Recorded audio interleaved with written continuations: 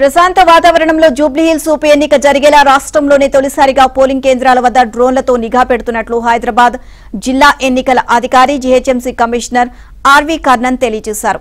ఉప ఎన్నికకు ఏర్పాట్లు పూర్తయ్యాయని, సోమవారం రాత్రిలోపు పోలింగ్ కేంద్రాలకు ఈవీఎంలు చేరుకుంటాయని చెప్పారు. కేంద్ర ఎన్నికల సంఘం నిర్ణయం మేరకు సోమవారం కూడా ఇంటింటి ప్రచారం నిర్వహించుకోవచ్చు అని తెలిపారు. ఆదివారం జీహెచ్ఎంసీ ప్రధాన కార్యాలయంలో జాయింట్ పోలీస్ కమిషనర్ తఫ్సీర్ ఇక్బాల్తో కలిసి కర్ణన్ మీడియాతో మాట్లాడారు.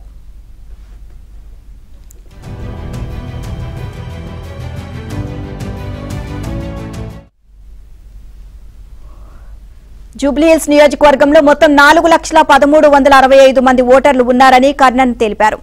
మొత్తం 407 పోలింగ్ కేంద్రాలు ఉండగా 226 కేంద్రాలు సమస్యాత్మకమైనవిగా గుర్తించామని, అక్కడ ప్రత్యేక బందోబస్తు ఏర్పాటు చేస్తున్నామని చెప్పారు. నోటాతో కలిపి 59 మంది అభ్యర్థులు ఉన్న దృష్ట్యా ఎన్నికల్లో 4 బ్యాలెట్ యూనిట్లను వాడుతున్నట్లు తెలిపారు. మంగళవారం ఉదయం 7 గంటల నుంచి సాయంత్రం 6 గంటల వరకు పోలింగ్ సమయమని, సాయంత్రం 6లోగా పోలింగ్ కేంద్రానికి వచ్చి క్యూలో ఉన్నవారికి ఓటేసే అవకాశం కల్పిస్తామని కర్ణన్ చెప్పారు.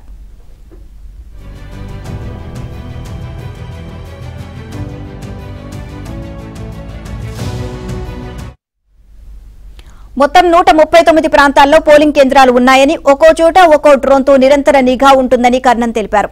పోలింగ్ కేంద్రాల లోపల వెబ్ కాస్టింగ్ ద్వారా బయట పరిసరాలను డ్రోన్లతో రికార్డు చేస్తామని చెప్పారు.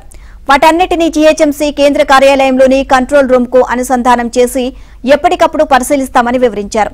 ఉప ఎన్నికల్లో మొత్తం 561 కంట్రోల్ యూనిట్లు, 2,394 బ్యాలెట్ యూనిట్లు, 595 ఏవీ ప్యాడ్లు వినియోగిస్తున్నాము అని, మొత్తం 2,060 మంది సిబ్బంది నిధులు నిర్వర్తిస్తారు అని కర్ణన్ చెప్పారు.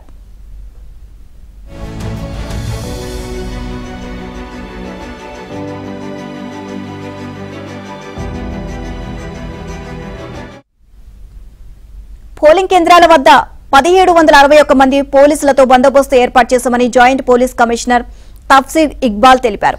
ఎన్నికల నియమావళి ఉల్లంఘనలపై 27 కేసులు, ఇతర వివిధ కారణాలపై 2,600 కేసులు నమోదైనట్లు చెప్పారు. ప్రచారం ముగియడంతో నియోజకవర్గంలోని స్థానికేతరులను తక్షణమే ఖాళీ చేసి వెళ్లాలని ఆదేశించినట్లు తెలిపారు. ఆదివారం సాయంత్రం నుంచి మంగళవారం సాయంత్రం వరకు నియోజకవర్గ పరిధిలోని మద్యం దుకాణాలను మూసి ఉంచుతున్నట్లు తెలిపారు. ఇప్పటి వరకు 230 మంది రౌడీ షీటర్లను బైండ్ ఓవర్ చేసినట్లు వెల్లడించారు.